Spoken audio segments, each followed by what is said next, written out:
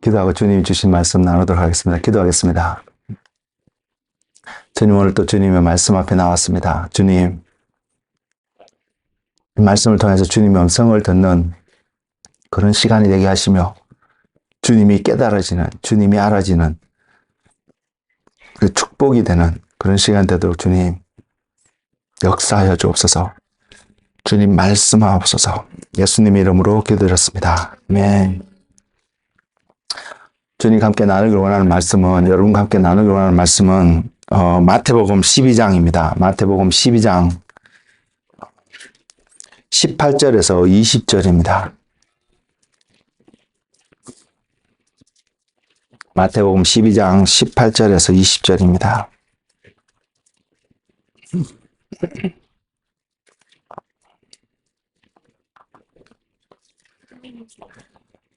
제가 읽어드리겠습니다. 보라, 내가 택한 종 곧 내 마음에 기뻐하는 바 내가 사랑하는 자로다. 내가 내 영을 그에게 줄 터이니 그가 심판을 이방에 알게 하리라. 그는 다투지도 아니하며 들레지도 아니하리니 아무도 길에서 그 소리를 듣지 못하리라. 상한 갈대를 꺾지 아니하며 꺼져가는 심지를 끄지 아니하기를 심판하여 이길 때까지 하리니. 아멘. 이 말씀을 중심으로 하나님이 깨닫게 하시고 보게 하시고 그래서 여러분과 함께 전해야 되는 어떤 내용들을 좀 전하고자 합니다. 말씀의 제목을 주님의 심판이라고 이렇게 정했습니다.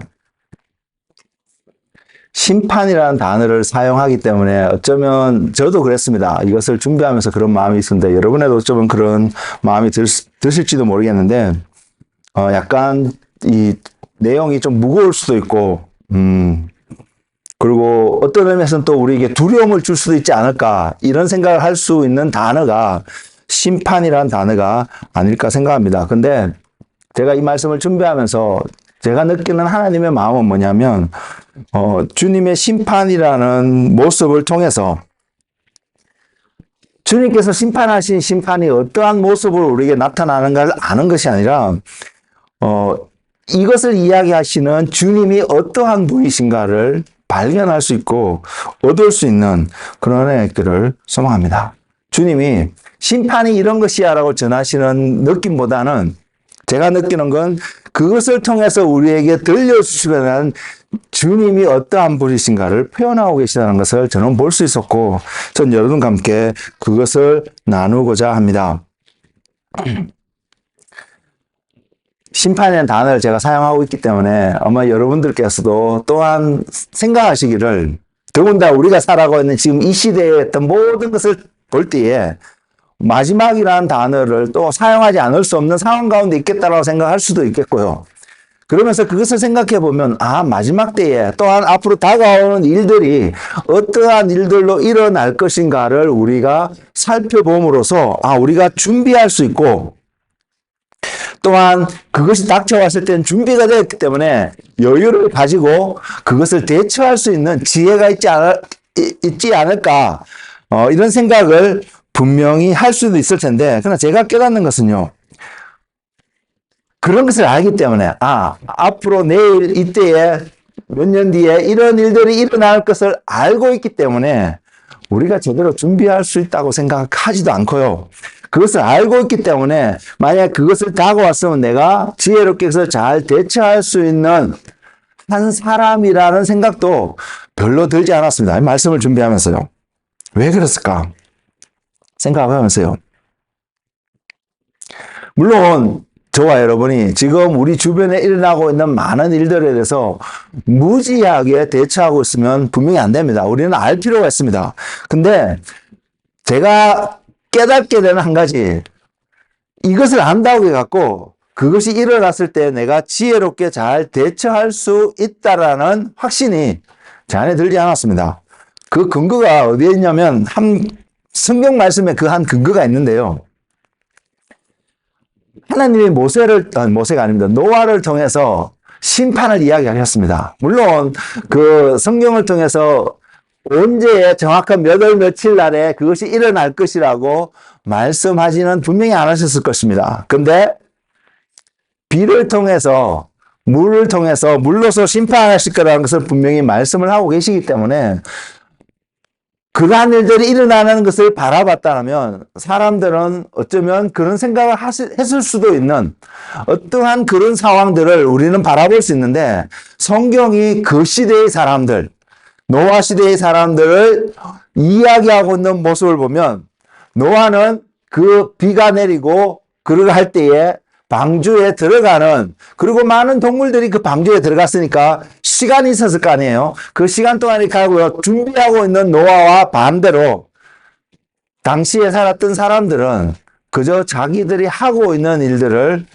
해가면서 시간을 보냈다는 사실입니다.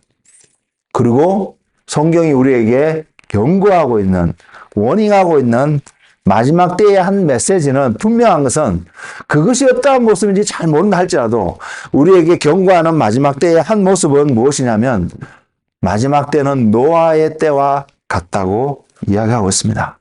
노아의 때와 같기 때문에 많은 사람들이 이 경고의 메시지를 들었음에도 불구하고 노아 때에 멸망당했던 사람들과 똑같은 반응을 할 수 있는 사람들이 있음을 우리는 분명히 알 수 있습니다. 그렇기 때문에 우리가 다가오는 일이 어떠한 것인지를 아는 그 사실 자체 하나만 가지고 우리가 그것을 잘 대처하고 이길 수, 잘 극복해 나갈 수 있을 거라고 저는 생각하지 않습니다.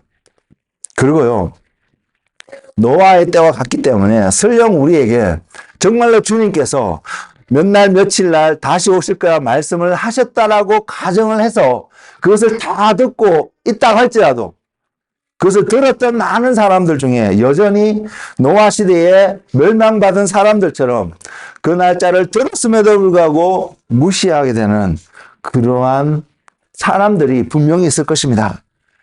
그것을 통해서 생각해 보면서 제가 깨닫는 것은 무언가가 다가오는 것을 아는 그 사실 자체만으로 우리가 준비가 잘 되어지고 그것을 통해서 궁극적으로 이기는 자가 되지 않을 수 있구나라는 사실을 깨닫게 되어지고요. 그러면 저와 여러분이 이 모든 과정을 지나가든 지나가지 않든 그것을 통해서 이길 수 있는 자가 되는 한 길은 바로 주님을 아는 것이라는 마음을 저는 가지게 되었습니다. 그래서 이 말씀을 통해서 우리가 주님을 알 수 있는 마태복음 12장 18절에서 19절, 20절까지 기록된 그 내용을 통해서 우리가 주님을 발견하는 은혜가 저와 여러분 삶 속에 있기를 원합니다. 그래서 이길 수 있는 그러한 믿음의 삶을 살아가는 우리의 삶이 되기를 소망합니다.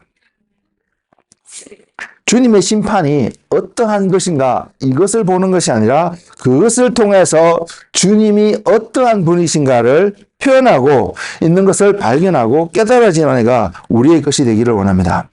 자, 18절에서 보면 주님의 한 부르심이 어떤 것인지를 표현하고 있는데 그 사명이 심판을 이방에 알리는 것이라고 증거를 합니다.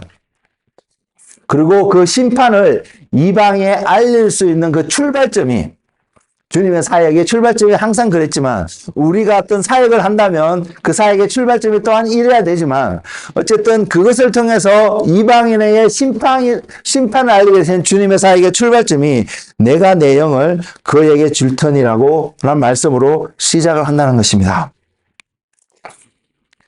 그래서 하나님의 영이 예수님께 임함으로 주님께서 하시게 되는 사역의 한 모습이 이방에게 심판을 전하게 되는 주님의 사역인 것을 성경은 분명히 증거하고 있습니다. 이 말씀에 대해서 조금 더 자세하게 이사야 11장을 통해서 우리가 확인하고 좀 더 살펴볼 텐데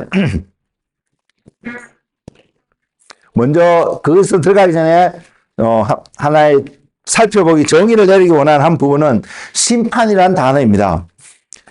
심판이라는 단어를 보면 우리는 쉽게 법을 어긴 사람들이 어떠한 대가를 지불하는, 치르게 되는 어떠한 모습이라고 분명히 정의를 내릴 수 있습니다. 이것이 맞는 부분이라고 생각하고요. 틀리지 않다고 생각합니다.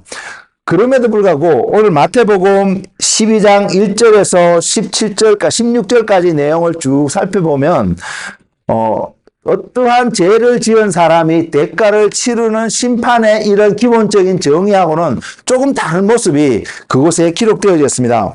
그래서 우리가 생각해 볼 수 있는 것은 무엇이냐면 심판의 모습, 우리가 표현하고 있는 심판 속에, 그리고 우리가 의식하든 의식하지 않든 우리 삶 속에서 오늘날 프랙티스하게 되는 심판의 한 모습은 또 무엇이냐면 어떤 것이냐면 이것입니다. 마태복음 12장을 통해서 보여진 모습인데 그것을 통해서 사람들을 비난하게 되는 모습, 사람들을 정죄하게 되는 모습, 그리고 그런 사람들을 컨트롤하려고 하는 어떤 모습들이 우리는 발견할 수 있습니다.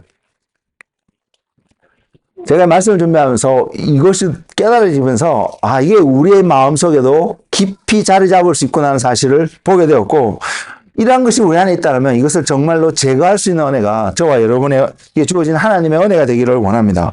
분명히 이러한 모습으로 우리가 이를 표현할 때에 이것이 정말 이러한 모습으로 나타나지는 않습니다. 그런데 알게 모르게 우리가 그러한 자리에 쉽게 빠지는 사람이 된다는 것을 알 수 있다는 사실입니다. 그래서 그 내용을 보면 마태복음 12장 1절에서 17절까지 있는 내용을 보면 두 가지 내용이 있는데, 하나는 안식일 날 예수님의 제자들이 배가 고픔으로 밀싹을 까서 먹는 장면을 가지고 바리새인들이 와서 당신의 제자들 왜 안식일에 하지 말아야 되는 일을 합니까? 라고 이야기하고 있는 모습입니다. 또 한 모습은 예수님께서 사람들에게 질문합니다. 안식일에 이제 손 마른 사람들을 고치는 것이 합당하냐?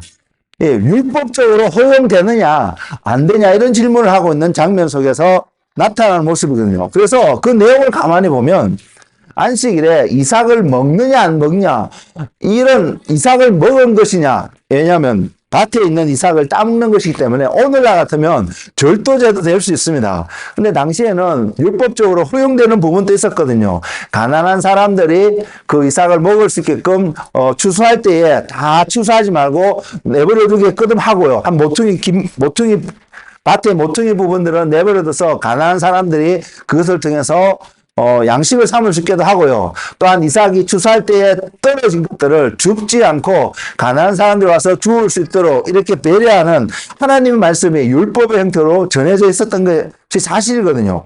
그래서 이스라엘 백성들이, 바리새인들이 주님께서 예수님의 제자를 탄dem하게 된 이유가 이삭을 먹은 것이 이유가 되는 것이 아니라 그것이 안식일에 행해졌다고 하는 것입니다.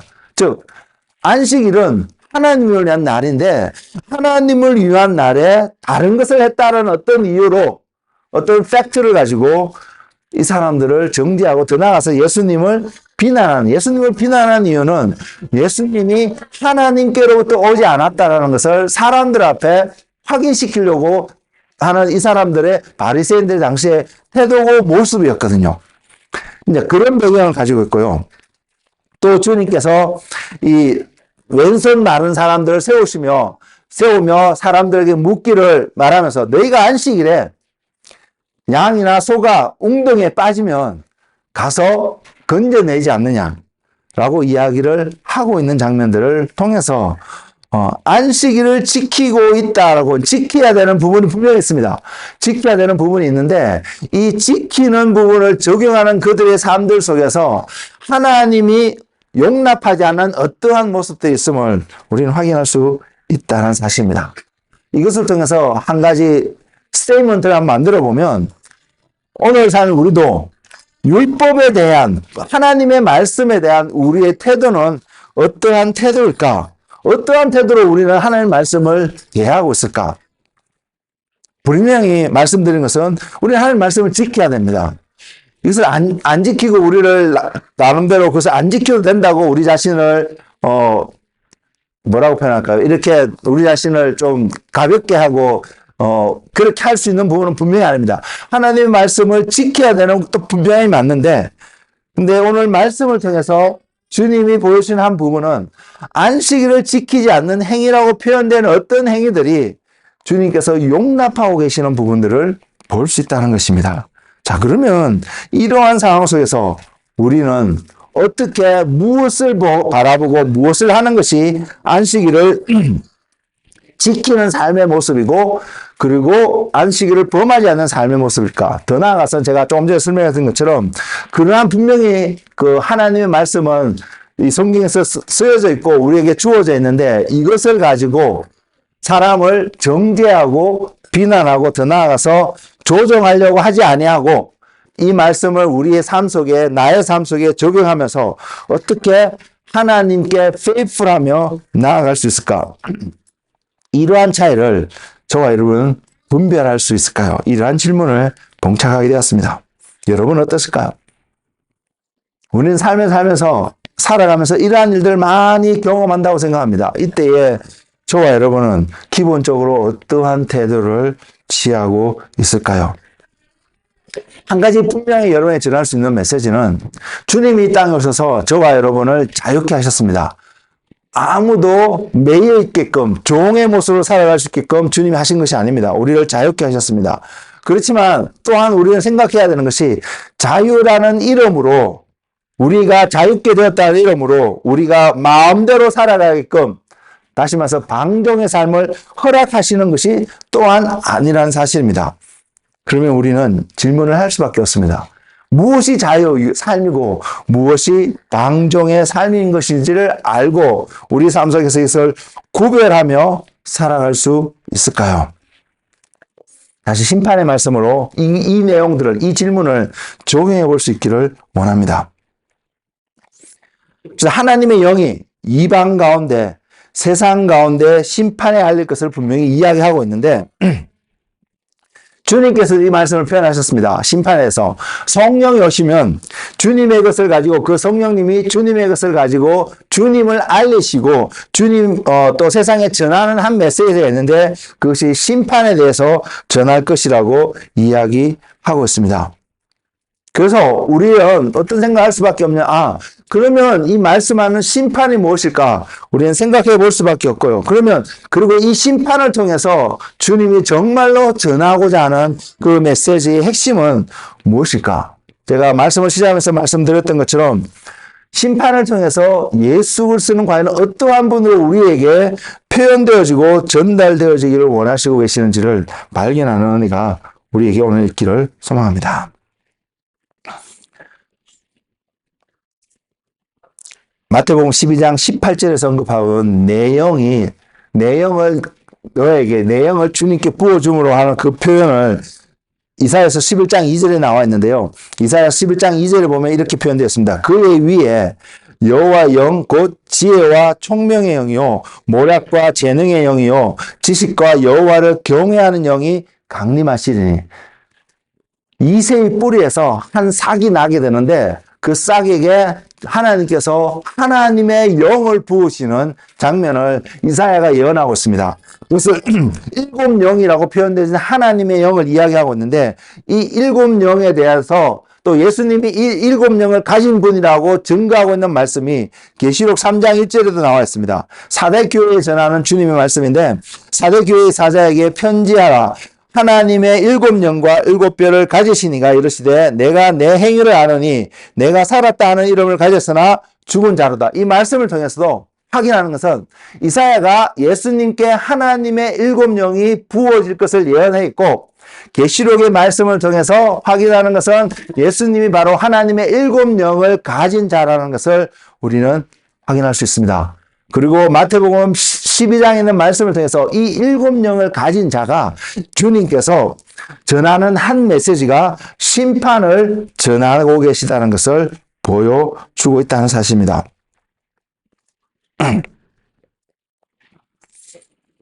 그리고 이것을 통해서 전해진 심판의 모습이 이사야서 11장 그 2절 이후에도 읽어보면 표현하고 있는데 또한 오늘 우리 주신 본문의 말씀을 통해서 확인하는 그 심판의 모습이 어떤 모습이냐면 19절과 20절에 나와 있습니다. 이렇게 표현되어 있습니다. 그는 다투지도 아니하며 들레지도 아니하리니 아무도 길에서 그 소리를 듣지 못하리라. 심판의 모습입니다. 그리고 20절에 상한 갈대를 꺾지 아니하며 꺼져가는 심지를 끄지 아니하기를 심판하여 이길 때까지 하리니. 라고 이렇게 표현하고 있습니다. 하나님의 영이 부어진 주님께서 심판을 perform 하시는 어떤 모습을 분명히 이 두 구절 말씀이 그려주고 있는데, 내용은 다투지도 아니하며 들레지도 아니하며, 들레다는 말을 찾아보니까 소란하게 요란을 피우고 할 어떤 그런 모습이 아니라고 표현되어 있더라고요. 그래서 들레지도 아니하며, 아무도 그렇기 때문에요. 요란하지 않기 때문에, 드러나지 않기 때문에 어떤 현상이 나타나냐면 아무도 길에서 그 소리를 듣지 못하더라. 주님의 심판하는 소리를 들을 수 없다는 어떤 부분을 표현하고 있습니다.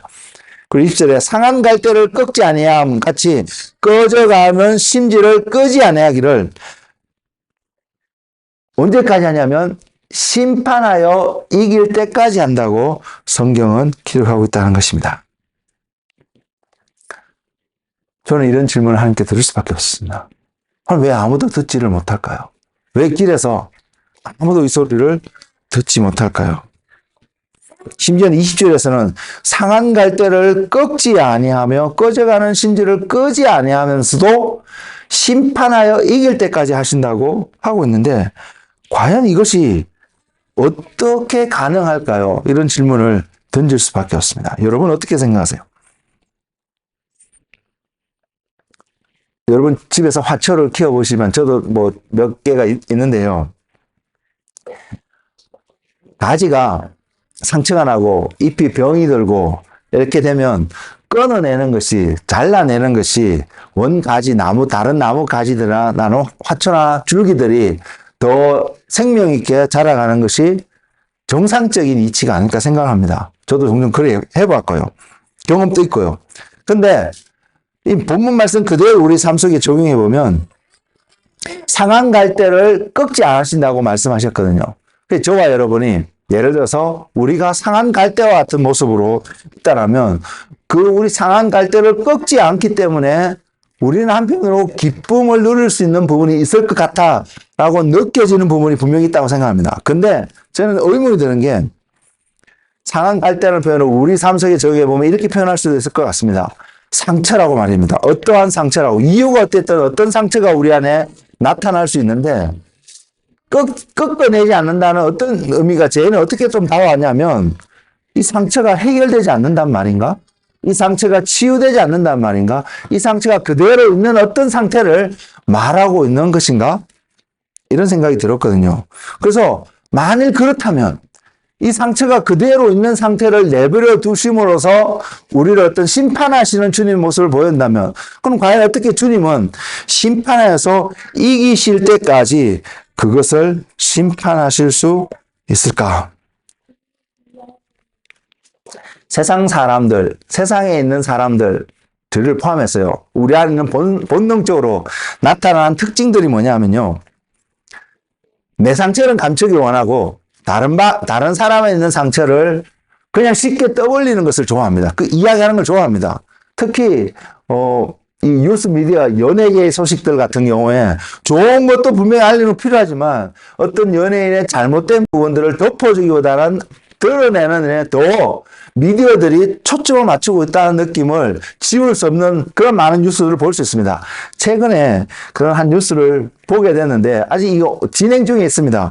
과연 이것을 어떻게 처리하는 것이 옳을까 이런 생각을 하게 되는데, 뭐냐면 연예인 아닙니다. 대한민국의 대통령입니다.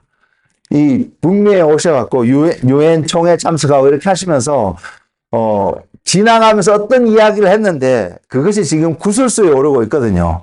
그래서 이것이 이런 표현이다, 저런 표현이다, 수많은 이야기 나오고, 심지어는 여당 쪽에서 MBC를 콕 집어서 말하니까 그것에 대해서 좌표찍기라고 반발한 MBC의 표현들을 바라보면서, 과연 우리가 한 대통령이 공식 석상에서 발언을 한 것도 아니고 이 사석에서 지나간 소리 한 이야기를 이렇게 뉴스거리로 만들어야 되냐? 물론 대통령이 그런 표현을 해야 되냐? 이것도 우리는 퀘션을 해야 되지만, 과연 이것이 바른 어떤 대처하는 방법일까? 이런 걸 바라보면서 오늘 말씀을 준비하면서 그 생각이 떠오르는데, 이게 우리 사람들의, 보통 사람들의 한 특징이구나 하는 것을 보게 됐습니다. 내가 아닌 다른 사람의 잘못된 것을 들춰내는 것을, 그래서 이야기하는 것을, 그래서 그 사람을 정죄하고 비난하고 더 나아가서 조정하고자 하는 마음들이 우리 모두에게 있구나라는 사실입니다. 우리는 안 그랬으면 좋겠습니다. 그럼에도 불구하고 우리가 진짜 의식하지 못하는 순간에 이러한 모습들의 태도들이 쉽게 나올 수 있다는 사실을 우리가 인식할 수 있기를 원합니다. 왜? 우리가 죄인들이거든요. 우리 안에 죄가 있기 때문에 이것이 나올 수 있다는 사실입니다. 안 나오면 좋겠지만 나올 수 있는 부분을 우리가 인식하는 은혜가, 그래서 우리 자신을 점검해 볼 수 있는 그런 은혜가 있기를 원합니다. 그러면서 오늘 말씀을 다시 한번 보기를 원하는데요. 상한 갈대를 향한 주님의 심판, 그리고 이사야서 11장에 나오는 심판의 모습이 나오는데 그것은 공의로 가난한 자를 심판하신 주님, 정직으로 세상에 겸손한 자를 심판하시는 주님, 꺼져가는 심지를 끄지 않음으로 심판하신 주님을 우리는 어떻게 소위 우리 입장에서는 이해할 수 있을까? 이런 질문을 던질 수밖에 없습니다. 정직한 자의 솔직한 고백인데 주님께서 이것이 이러한 형태의 심판이다라고 저에게 말씀해 주시지는 않으셨습니다. 그리고 저도 솔직히 잘 모르겠습니다. 이것이 정확하게 이런 모습이다 말씀드릴 수는 없습니다. 근데 이러한 내용들을 보면서 질문을 던질 수밖에 없고요. 그래서 주님 앞에 머물고 있을 때 주님이 그냥 깨닫게 하신 두 가지 사건이, 성경에 기록된 두 가지 사건이 있습니다.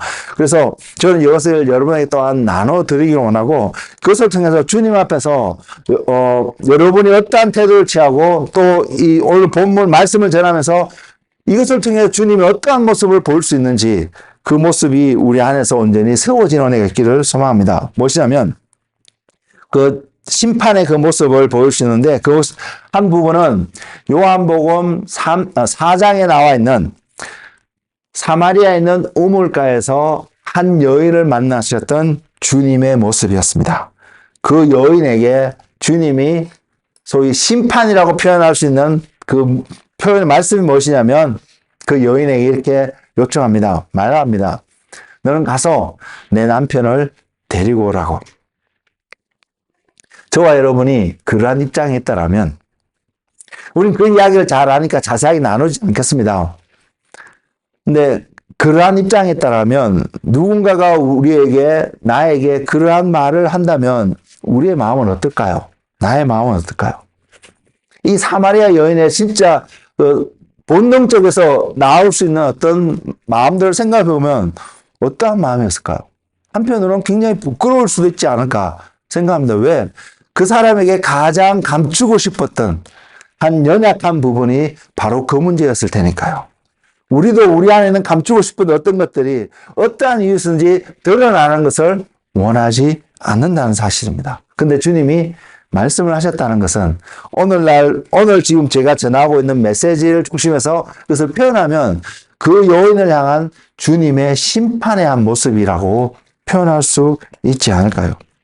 또 한 장면은 무엇이냐면 간음하는 현장에서 잡혀온 여인입니다. 분명히 혼자 죄를 짓지 않았을 텐데 상대방은 어떤지 모르지만 성경은 그걸 언급하면 없고 그건 잘 모르겠습니다. 어쨌든 간음한 현장에서 잡혀온 여인, 그래서 사람들이 이 여인을 데리고 와서 주님 앞에 와서 주님 앞에 요청합니다. 소위 말해서 이것입니다. 주님의 판결은 무엇입니까? 그래서 주님께서 판결을 내리십니다. 먼저는 그 둘러선 사람들에게 너희 중에 죄 없는 자가 돌을 들어서 이 여인을 먼저 쳐라고 말씀하고 계십니다. 분명한 주님의 심판의 판결문입니다. 그러자 나이 든 사람부터 젊은이에 이르기까지 한 사람씩 돌을 들고 있다가 내려놓고 떠나가는 장면이 성경에 기록되어 있습니다. 그리고 아무도 없을 때에 예수님께서 또한 여인을 향한 주님의 판결의 한 장면을, 한 말씀을 하시는데 나도 너를 정죄하지 않으니 다시는 죄를 범하지 말라면서 그 여인을 보내시는 장면이 성경에 기록되어 있습니다. 주님께서 이 두 가지 장면을 저에게 보여주셨는데 여러분은 어떠세요? 우리의 삶 속에 이 간음한 여인이 받았던 판결과 같은 판결을 받기를 원하는 마음이 우리는 안에 있습니다. 그러면 주님이 사마리아 여인에게 던졌던 이것이 너의 죄가 아니냐고 표현할 수밖에 없었던 너의 남편을 데려오라고 뭔가를 드러내고 있는 어떤 이 장면을 가늠한 여인에게도 동일하게 적용해 볼 수 있지 않을까요? 근데 주님은 그러지 않으셨다는 사실입니다. 이 여인에게, 가늠한 여인과 또한 사마리아에 있는 우물가에서 만난 여인에게 주님께 동일하게 심판을 행하셨는데 그 심판의 표현과 나타나는 모습들은 전혀 다른 모습으로 행하셨다는 사실입니다. 그래서 저는 그런 질문을 던져볼 수밖에 없었습니다. 나는 과연 주님과 같은 이러한 심판을 할 수 있을까? 주님과 같은 이러한 자질의 심판을 갖출 수 있는 사람이 될 수 있을까? 대답은 뻔했습니다. 아닙니다. 될 수 없었습니다. 그래서 또한 보게 되는 것이, 하나님의 영이 예수님께로 부어졌구나. 그러한 사실을 보게 되었고, 이 두 가지 전혀 접근하고, 그러니까 딜링하는 모습이 다를 것 같아 보이는 전혀 반대 방향에 서 있는 이런 모습을 통해서 주님의 어떤 모습을 보게 되면 심판하여 이길 때까지 하신 주님의 모습을 볼 수 있다는 사실입니다. 그래서 뭐냐면 주님의 이기심, 심판하여 이기시기까지 하는 그 주님의 이기심을 통해서요. 어떤 사람은요, 천국에 가는 사람이 있을 것입니다. 어떤 사람은 천국에 가지 못하는 사람이 있을 것입니다.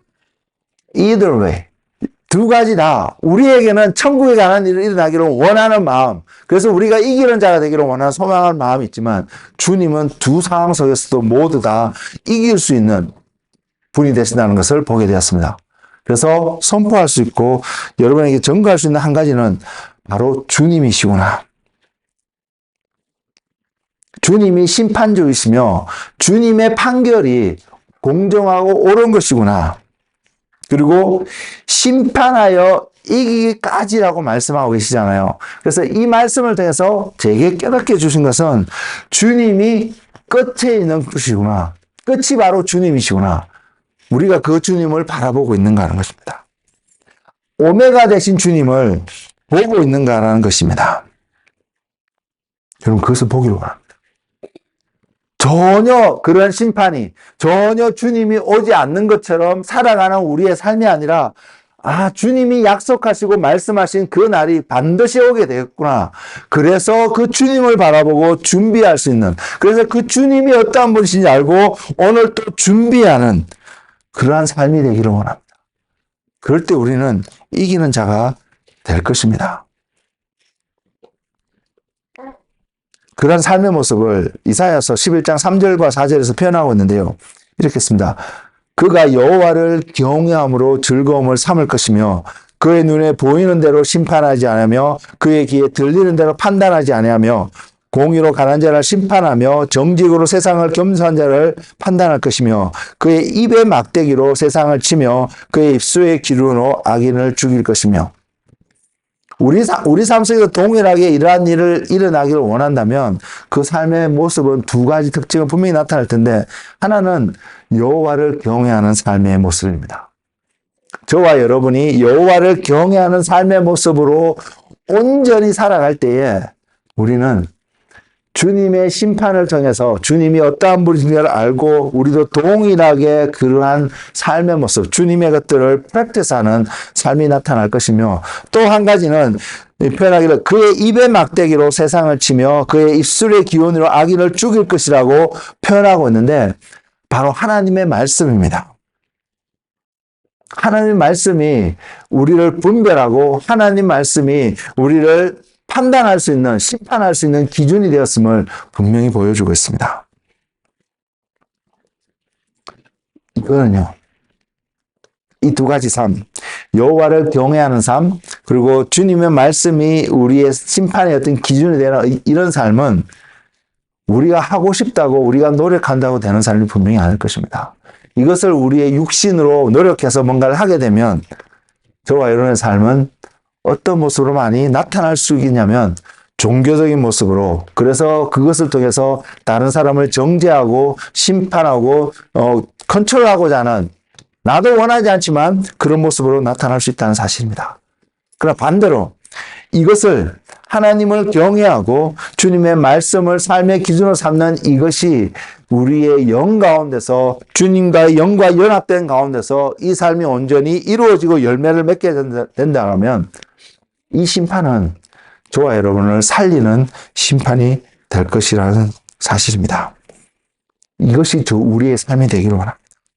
주님을 경외하고 주님의 말씀이 우리의 삶의 기준이 되어서 우리를 살릴 수 있는 그렇게 살아가는 그 사람에게 세상의 문화와 관습이 아무리 어떠한 모습으로 우리에게 폴스하고 요구하고 뭔가를 이야기하고 심지어는 더 나아가서 우리에게 어떤 디서밴티지를 준다고 할지라도 그 사람은 하나님의 영으로 세워지고 부어진 충만해진 바로 그 사람은 하나님의 말씀으로 하나님을 경외함으로 오늘 또 그 삶을 살아가는 그 삶이 될 것입니다.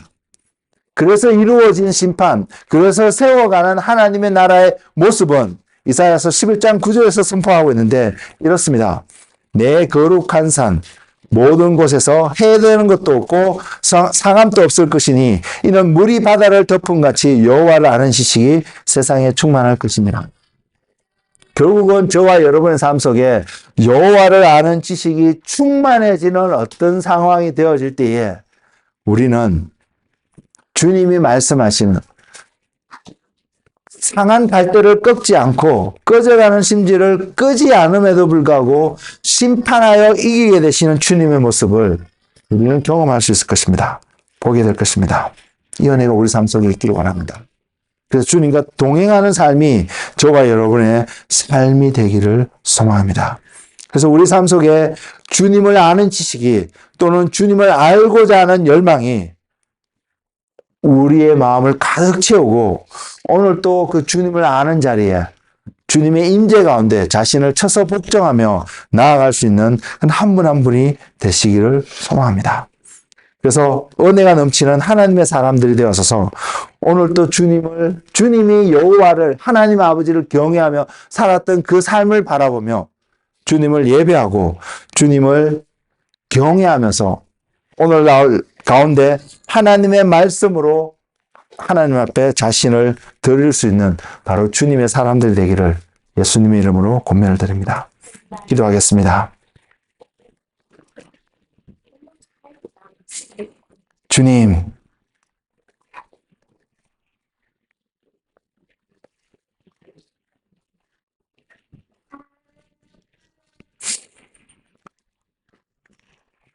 주님의 말씀을 통해서 주님의 모습을 온전히 볼 수 있는 눈을 주님 허락하여 주옵소서.